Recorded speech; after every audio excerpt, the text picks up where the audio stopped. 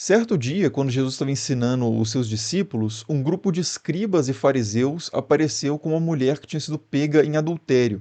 E eles perguntaram então para Jesus o que eles deveriam fazer com aquela mulher, já que a lei dizia que ela deveria ser apedrejada. E Jesus respondeu o seguinte: aquele que não tiver pecado, que atire então a primeira pedra. E aí, um por um das pessoas que estavam lá já com pedras nas mãos para apedrejar a mulher adúltera, foram soltando essas pedras e saindo da cena, até que ficou só Jesus e a mulher, e Jesus então disse a ela o seguinte: eu tampouco te condeno, vá e não peques mais. Essa é uma das histórias mais conhecidas da Bíblia, né? Uma das histórias bíblicas mais conhecidas. Né? Atire a primeira pedra que nunca tiver ouvido essa história. Mas a verdade é que essa história bíblica nem sempre foi bíblica. Essa história nem sempre esteve na Bíblia. E já houve momentos em que essa história esteve sim na Bíblia, mas em outros lugares, inclusive no Evangelho de Lucas e não no Evangelho de João, onde ela está hoje. Né? E há várias versões também em outros manuscritos dessa história que trazem até alguns detalhes curiosos sobre o fato de Jesus estar escrevendo na areia no momento, ou escrevendo no chão ali, no momento em que essa cena acontece, né? Então, nesse vídeo eu vou falar sobre a história dessa história, né, que é muito interessante, muito reveladora sobre muitos aspectos da história do cristianismo e da história da Bíblia, né, de como que a Bíblia foi se formando. E eu estou fazendo esse vídeo, inclusive, como uma resposta, na verdade, mais completa a um comentário que foi feito no canal de cortes. Esse canal aqui tem lives, né, regularmente, geralmente aos domingos à noite, e em determinado momento de uma live recente, eu falei que essa história nem sempre esteve na Bíblia, que há manuscritos que não trazem essa história, né, principalmente os manuscritos mais antigos. E aí uma pessoa comentou, aí esse vídeo virou essa parte da live virou um corte no canal de cortes, e uma pessoa comentou nesse corte esse comentário que vocês estão vendo na tela, né, dizendo que eu não estava sendo honesto e que os papiros mais antigos que trazem essa parte do Evangelho de João trazem sim a história da mulher adúltera, né? Mas não trazem não, e eu vou mostrar isso já já nesse vídeo, né? E claro que a gente vai avançar além dessas questões. Eu não estou respondendo só essa pessoa, eu só estou usando isso realmente como uma ocasião para falar sobre esse assunto que é muito interessante. E indo direto ao ponto, né, vamos começar falando sobre qual que é a evidência mais antiga que a gente tem dessa história, né, que é chamada de perícope da mulher adúltera, essa cena que eu descrevi no início do vídeo. A evidência material mais antiga que a gente tem desse texto é um manuscrito datado por volta do ano 400 depois de Cristo, né, que é o Códice Beza ou Codex Bezae, que é um volume que contém ali os evangelhos e contém também o livro de Atos dos Apóstolos e também algumas cartas. E nesse volume a gente encontra pela primeira vez, materialmente falando, essa história. Só que a gente sabe que outros textos mais antigos já continham essa história, como por exemplo a primeira edição da Vulgata, né, que é a Bíblia traduzida para o latim por Jerônimo, ali em meados do quarto século, e o primeiro testemunho inequívoco, né, o testemunho mais antigo, que é inequívoco, de alguém que conhecia essa história, vem do ano 300 depois de Cristo, mais ou menos. A gente não tem o documento original desse texto, né, que é o Didascalia Apostolorum, mas há formas de datação ali que a gente pode descobrir que o texto realmente data por volta do ano 300. Né? Então, essa não é a evidência material mais antiga que a gente tem do texto, já que a gente não tem o texto materialmente, só tem edições tardias, mas que a gente consegue datar pelo conteúdo e outros critérios que ele data por volta do ano 300.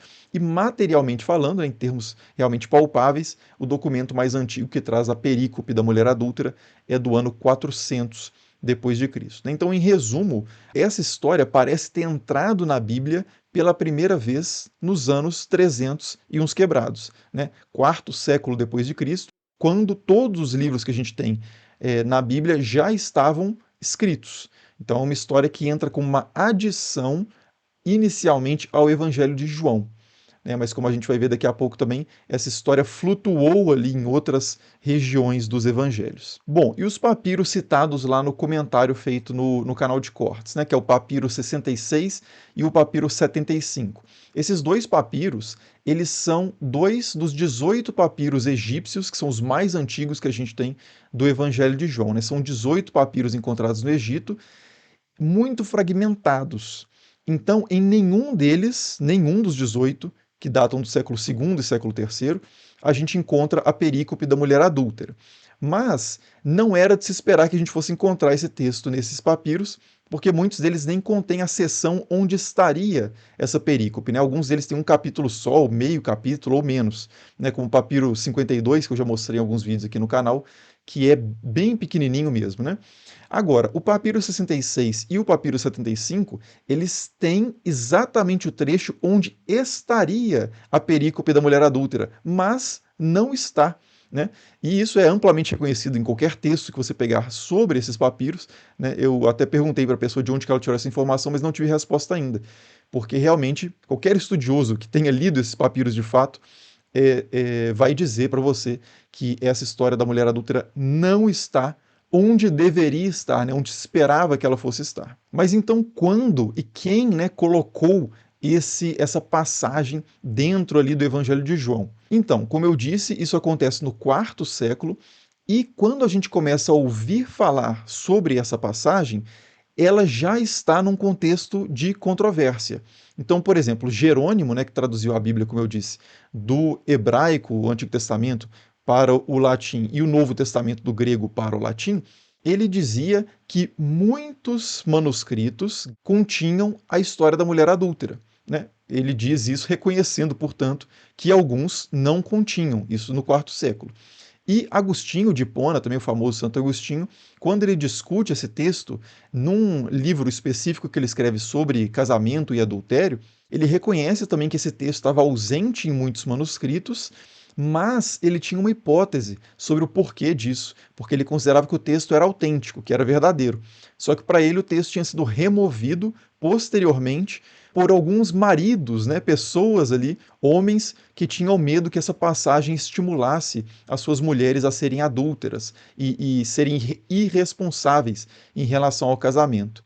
Né? Então, segundo Agostinho, esse texto ele era originalmente bíblico, mas tinha sido removido posteriormente e agora alguns outros manuscritos estavam recuperando esse texto. Essa posição de Agostinho, né, de que esse texto originalmente, então, na verdade, fazia parte dos evangelhos, mas foi removido depois, e por isso a gente não encontra em alguns manuscritos, tem uma série de problemas. A primeira delas é que quando a gente compara os manuscritos que a gente tem muitos manuscritos do Novo Testamento, né? Quando a gente compara esses manuscritos, a gente encontra muito raramente omissões. Quando a gente encontra omissões, né, partes do texto que foram removidos de um manuscrito mais antigo para um manuscrito mais novo, essas omissões são de letras ou de palavras.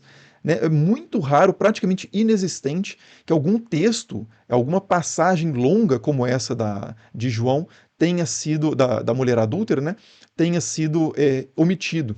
Então, caso isso tivesse acontecido, seria um caso muito excepcional. Não é impossível, mas é improvável. E além disso, tem outra coisa que pesa muito também, que é que a gente não encontra nenhuma menção explícita a esse texto em comentadores dos evangelhos, né, em autores cristãos em geral, antes do quarto século. A gente tem algumas passagens em Papias de Herápolis, ou Pápias de Herápolis, em Orígenes de Alexandria, e também no autor do Evangelho de Tiago, sobre o qual eu já fiz um vídeo aqui também no canal, que podem dar, talvez, a ideia, né, podem indicar ligeiramente que esses autores conheciam essa história da mulher adúltera, né? Mas é muito incerto, são referências muito genéricas a adultério, a mulheres pecadoras, que alguns interpretam como sendo uma pista de que esses autores conheciam a perícope da mulher adúltera. De qualquer forma, mesmo que esses autores conhecessem alguma história relacionada a Jesus perdoando uma mulher adúltera, isso não é colocado em momento algum nos evangelhos. Nenhum desses autores, antes do quarto século, que falam algo sobre perdão de mulher adúltera, remetem isso a uma história do Evangelho de João, por exemplo. Então, caso essa história estivesse no Evangelho de João antes do quarto século, outros autores cristãos teriam feito referência a essa história, né? E isso não acontece. Além disso, né, como a gente viu, papiros do segundo e terceiro século já não contêm essa história. Então, caso ela tivesse sido removida por alguém, isso teria que ter acontecido muito rápido, né? Já que o Evangelho de João data ali do final do primeiro século, ou talvez início já do segundo século. Então, esse texto teria que ter sido removido ainda no segundo século, dentro de um mesmo século, ele teria que ter sido removido, e em várias partes do Império Romano, né, do mundo mediterrâneo, onde a literatura neotestamentária, né, os textos cristãos já circulavam. Então não é uma coisa muito fácil você remover uma passagem da Bíblia, especialmente nesse contexto inicial do cristianismo, em que não existia uma instituição forte o suficiente, né, com uma coerção eficaz o suficiente para remover de todos os manuscritos cristãos uma passagem que não fosse agradável. E, finalmente, né, outra coisa que vai contra essa ideia de Agostinho de que por uma questão de opinião de um grupo a passagem tivesse sido removida, é que o modus operandi, né, a forma como geralmente as pessoas lidam com passagens que não interessam, que são difíceis de conciliar com as suas opiniões, com as suas doutrinas, não é removendo o texto, não é mutilando o texto, é simplesmente ignorando o texto, dando ênfase a outros pontos em vez desse ponto, dando ênfase a outras passagens em vez dessa passagem, ou então interpretando de outra forma esse texto, dando interpretações alegóricas, por exemplo, simbólicas, metafóricas, com um sentido indireto a esses textos. Né? Ao longo da história do cristianismo, a gente teve vários e vários e vários movimentos com doutrinas divergentes, e esses movimentos tiveram sempre, basicamente, né, praticamente, o mesmo texto. Então, os protestantes têm o mesmo Novo Testamento dos católicos e dos ortodoxos e de vários outros grupos que divergem em muitos pontos de doutrina. Né? Então, tradicionalmente, e não só dentro do cristianismo, mas em geral as religiões que têm um texto de referência, conforme mudam as opiniões dos religiosos dentro dessas tradições, em vez de mudar o texto, eles mudam a interpretação do texto. E o texto permanece com uma certa estabilidade. Né? Então, se tivesse realmente algum grupo que não tivesse interesse nessa história da perícope da mulher adulta, eles poderiam ter simplesmente ignorado ou reinterpretado o texto, sem precisar mutilar o texto, algo que já seria visto como algo muito radical, né, e até profano, ou um ato de profanação, né, ali no terceiro ou quarto século, quando já havia uma deferência, um respeito muito grande em relação aos evangelhos. Então, realmente, o consenso hoje absoluto entre os críticos textuais do Novo Testamento, as pessoas que trabalham academicamente com os textos do Novo Testamento, né, com esses vários manuscritos divergentes, é de que a perícope da mulher adúltera é uma inserção tardia. Né? E não só a bibliografia acadêmica diz isso, mas você vai encontrar essas informações também em praticamente qualquer bíblia de estudo que você, mais séria, né, que você pegar aí para estudar essa passagem. Então, se você pegar, por exemplo, a Bíblia de Jerusalém, né, que eu recomendo frequentemente aqui como uma das melhores bíblias em português, pela o seu respeito aos estudos acadêmicos, né, históricos, arqueológicos, dos assuntos pertinentes à compreensão da Bíblia, ela vai dizer o seguinte aqui, né, no capítulo 8 de João, vai ter lá a mulher adúltera, e aí tem uma nota de rodapé que diz o seguinte: esta perícope, omitida nos mais antigos documentos, né, manuscritos, versões e autores cristãos antigos, né, padres da igreja, e colocada alhúrias por outros, né, colocada em outros lugares, em outros manuscritos, deixa transparecer o estilo sinótico, ou seja, não referente a João, mas sim a Marcos, Mateus e Lucas, e não pode ser de São João. Poderia ser atribuída a São Lucas, e de fato, daqui a pouco a gente vai ver que ela aparece em alguns manuscritos no Evangelho de Lucas, e sua canonicidade, seu caráter inspirado e seu valor histórico, no entanto, não sofrem contestação. Aí aqui já é uma opinião mais confessional, aqui, né, uma Bíblia católica, que vai dizer que a canonicidade desse trecho não é disputada, mas isso não interessa para nós aqui. O que interessa para nós é a história dessa perícope, né? Como é que isso foi flutuando nos manuscritos antigos. Se isso é sagrado, se é canônico, a opinião da igreja a respeito disso não importa tanto para nós aqui. Ah, interrompendo rapidinho, esse vídeo é patrocinado pela Insider, né? Sempre a Insider que está com o cupom, né, tradicional aqui do canal Estranha 12 para vocês conseguirem 12% de desconto lá na loja, né? Insider, para quem não sabe, é quem produz essas camisetas tech, né, as tech t-shirts, que são anti-odor, são muito mais frescas do que as camisas tradicionais, né, não precisa passar, são super práticas mesmo, eu estou sempre usando e recomendo fortemente. Beleza? Então depois dá uma passada no site deles, o link vai estar na descrição do vídeo e coloque lá o cupom estranha12 para conseguir 12% de desconto em qualquer produto da loja. Mas, dito isso, voltemos à nossa discussão aqui sobre a perícope da mulher adúltera. E aí, outro exemplo é a Bíblia Teb, né, que é uma Bíblia ecumênica de católicos, protestantes, ortodoxos e judeus, né, que participaram da tradução dessa Bíblia. E se você for no Evangelho de João e for na nota de rodapé do capítulo 8, você lê o seguinte: a seção presente aí no capítulo 7, versículo 53, a capítulo 8, versículo 11, falta nos manuscritos mais antigos e em numerosas versões. Outros a colocam, seja após os versículos 36 ou 44, seja no fim do Evangelho, e outros ainda a introduzem após Lucas 21, 38. Os padres gregos parecem ignorá-la. O próprio texto apresenta numerosas variantes e não possui as características do estilo joanino. E por isso se pode pensar que primitivamente essa perícope não pertencia ao Evangelho de João. Trata-se de uma tradição independente inserida depois.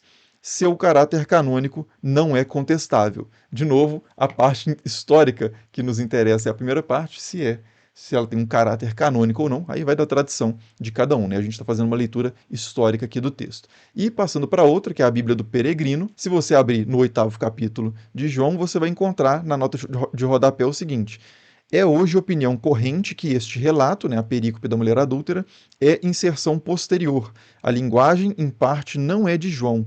Falta nos manuscritos antigos, alguns manuscritos o colocam depois de Lucas 21, 38. Contudo, o relato é canônico, ou seja, faz parte do Novo Testamento inspirado, conserva a recordação de um episódio de Jesus e é uma joia literária e religiosa. De novo, essa segunda parte de interpretação religiosa teológica interessa menos, mas para vocês verem que são Bíblias que têm um interesse religioso, são Bíblias confessionais, são Bíblias católicas, que trazem essa informação, assim como a Bíblia, a tradução da CNBB, mais uma edição aqui, né? Que também, se você for no 8º capítulo de João, você encontra a seguinte informação: Jesus não quer condenar, mas salvar. Aí informação teológica, né? E aí ele põe entre parênteses a informação histórica. Este trecho falta nos manuscritos mais antigos, em outros ocorre em outro lugar. É um trecho evangélico avulso, mais tarde incorporado em João e no cânon da Sagrada Escritura. E caso incomode o fato de eu estar citando só Bíblias de estudo católicas, a gente poderia pegar também algumas Bíblias protestantes, no caso a Nova Versão Internacional, né, a famosa NVI. Se você for aqui, essa nem é uma Bíblia de estudos exatamente, né, mas se você for aqui também nessa edição da NVI, no 8º capítulo de João, você vai ter uma nota de rodapé que diz: muitos manuscritos não trazem João, capítulo 7, versículo 53, a capítulo 8, versículo 11, que é a perícope da mulher adúltera. Outros manuscritos deslocam o texto. Então, também, essa edição, que tem pouquíssimas notas de rodapé, nem é uma Bíblia de estudos, exatamente, faz questão de dizer que não há esse texto nos manuscritos mais antigos. Outra Bíblia protestante, que é a Almeida Revista e Atualizada, também não é uma edição de estudo, a que eu tenho aqui, mas, mesmo assim, ela traz algo curioso, que é que no 8º capítulo de João, né, na verdade no finalzinho do 7º capítulo, você vai ter colchetes indicando que essa passagem não está no texto principal utilizado para a tradução, né? Mas como é um texto tradicional, um texto muito importante na liturgia cristã, na memória cristã, na doutrina cristã, inclusive protestante, o trecho continua aqui, mas está entre colchetes. Eu não vou conseguir mostrar aqui, porque a câmera não vai focar, mas vou colocar na tela aí para vocês verem a indicação de colchetes. Diga-se de passagem, Bíblias antigas, manuscritos antigos também, trazem muitas vezes esse trecho entre travessões, né, que na verdade são chamados de óbelos, né, que são traços horizontais e também marcam com asteriscos, muitas vezes, as linhas em que essa perícope aparece, indicando que aquele texto não está presente nos melhores manuscritos, ou pelo menos em todos os manuscritos. E, portanto, o copista, né, ou a pessoa que lê mesmo aquele texto, deve ter uma atenção diferenciada em relação àquela passagem. E falando agora sobre a questão do deslocamento do texto, né, na maioria dos manuscritos que a gente tem essa passagem, ela aparece aí em João, no finalzinho do capítulo 7 e início do capítulo 8, mas, como vocês viram aí, ela aparece também em outros pontos, como por exemplo no final do Evangelho de João, também no final do Evangelho de Lucas, e também há diferentes versões desse mesmo texto. Então, uma que é muito interessante, que eu vou ler para vocês aqui rapidinho, aparece num manuscrito do 10º século, que é um manuscrito do Evangelho armênio, e ele diz o seguinte: certa mulher foi apanhada em pecados contra quem todos testemunharam que ela era merecedora de morte. Eles a trouxeram a Jesus para ver o que ele ordenaria, para que pudessem difamá-lo. Jesus respondeu e disse: aquele de vós que estiver sem pecado, atire a primeira pedra e apedreje-a até a morte. Mas ele mesmo, Jesus, inclinando a cabeça, estava escrevendo com o dedo na terra para declarar os pecados deles. E eles viam seus vários pecados nas pedras. E cheios de vergonha, partiram e ninguém ficou, exceto a mulher. Jesus disse: vai em paz e apresenta a oferta pelos pecados, como está escrito na lei deles, né, dos fariseus aí e dos escribas. E essa passagem, apesar dela ser muito parecida com a história que a gente conhece bem, ela tem algumas diferenças e uma que é muito interessante é a que ela tenta explicar o que Jesus estava escrevendo no chão, né, que é algo muito enigmático na versão que a gente conhece hoje, né, do Evangelho de João, e que é a versão antiga, né? Não é que essa seja mais antiga, não, essa é do século X. A gente tem a versão mais enigmática em manuscritos anteriores.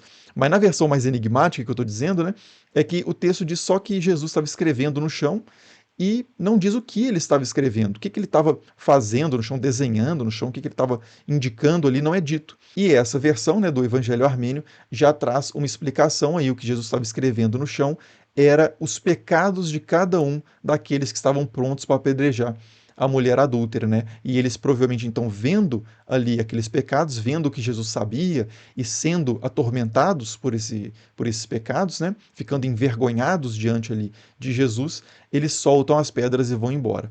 Então é curioso, né, que a gente vê, além de diferentes posicionamentos dessa história, e também manuscritos que não posicionam em lugar nenhum, né, que não contém essa história, a gente tem também versões que trazem alguns elementos diferentes. E aí, só para fechar, né, eu acho que é importante trazer uma reflexão aqui que foi levantada pelo professor Jonathan Mathes, né, do canal Professor Jonathan Mathes, com quem eu participei de um podcast recentemente que foi o Inteligência Limitada.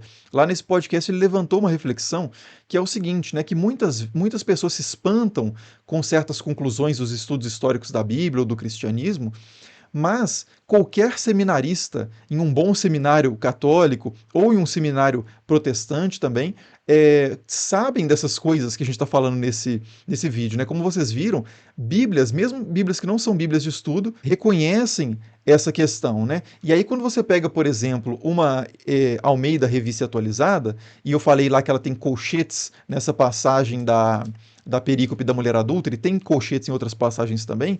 Se você for aqui no início dela, no prefácio ao texto, vai dizer o seguinte: algumas passagens do Novo Testamento aparecem entre colchetes. Essas passagens não se encontram no texto grego adotado pela comissão revisora, mas haviam sido incluídas por Almeida com base no texto grego disponível na época. Então, João Ferreira de Almeida, quando ele faz a tradução da Bíblia para o português, ele não tinha acesso aos manuscritos que a gente tem hoje, ele não tinha acesso à fartura, né, de versões que a gente tem hoje, ele não tinha acesso aos estudos críticos, literários, textuais, históricos, arqueológicos que a gente tem hoje, mas nós hoje temos. O problema é que isso poucas vezes chega às pessoas, e quando chega, as pessoas recebem muitas vezes essas informações como sendo um ataque à sua fé, como sendo um ataque à sua doutrina, como sendo um ataque pessoal, né, como sendo algo antirreligioso, diabólico. Quando a gente está vendo aqui, as várias bíblias de estudo que eu trouxe aqui, independentemente de serem católicas ou protestantes, ecumênicas, trazem essas informações, os autores que propõem essas ideias, né, a farta bibliografia sobre o tema, que eu vou deixar aí na descrição do vídeo, é escrita por autores de várias vertentes religiosas, né, cristãos mais conservadores, menos conservadores, católicos, ortodoxos, protestantes, ateus, agnósticos. Então, assim, não importa qual é a religião da pessoa, importa que ela seja honesta diante dessa série de evidências, de fatos que têm sido descobertos aí nos últimos séculos, nos últimos anos, né? Num ritmo cada vez maior, porque cada vez mais pessoas estudam esses assuntos e com mais investimento, organização institucional, acadêmica. Então, assim, o nosso conhecimento sobre a Bíblia e sobre a história do cristianismo cresceu enormemente nos últimos anos. E se você quiser, independente da sua fé, ser honesto diante dessas informações que estão aí fundamentadas sobre evidências materiais, inclusive, que estão presentes em museus, estão aí para qualquer um ver, né? Às vezes o acesso é um pouco mais difícil, tem que pegar um avião ou coisa do tipo, mas assim, estão aí publicizados, né? Não são coisas que estão mantidas às escuras, não é essas informações que eu estou passando aqui, não é aquilo que o Vaticano quis te esconder, aquilo que as 7 famílias que governam o mundo não querem que você saiba. Não, o estudo, esses livros como esse aqui, né, o surgimento da Bíblia, está disponível em português. Você vai encontrar várias coisas interessantes sobre essa dimensão histórica da Bíblia aqui em vários e vários e vários outros livros, né, em comentários a textos bíblicos, você vai encontrar essas informações.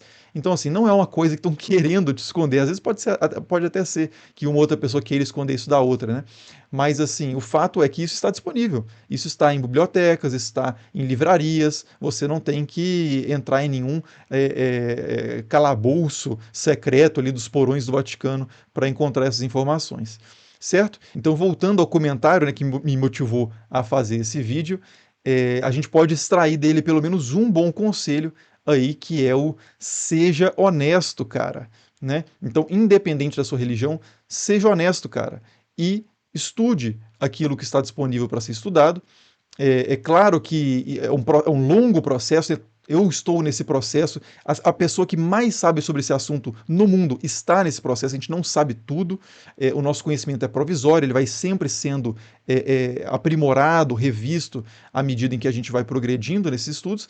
Mas se você é uma pessoa que ainda não, que tem muito interesse nesse tema, mas ainda não mergulhou nessa bibliografia, né? Aí eu recomendo, por exemplo, o surgimento da Bíblia aqui, já que está mais à mão.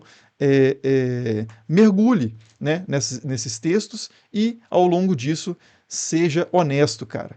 Beleza? Então espero que vocês tenham gostado do vídeo aí, mais improvisado, né? Eu tô com uma série de afazeres aí que tá me impedindo de fazer alguns vídeos mais tradicionais, então acabei fazendo esse aqui só para não deixar um buraco na semana do canal. Mas é isso, espero que tenha sido proveitoso aí para vocês e vejo vocês nos próximos vídeos. Falou!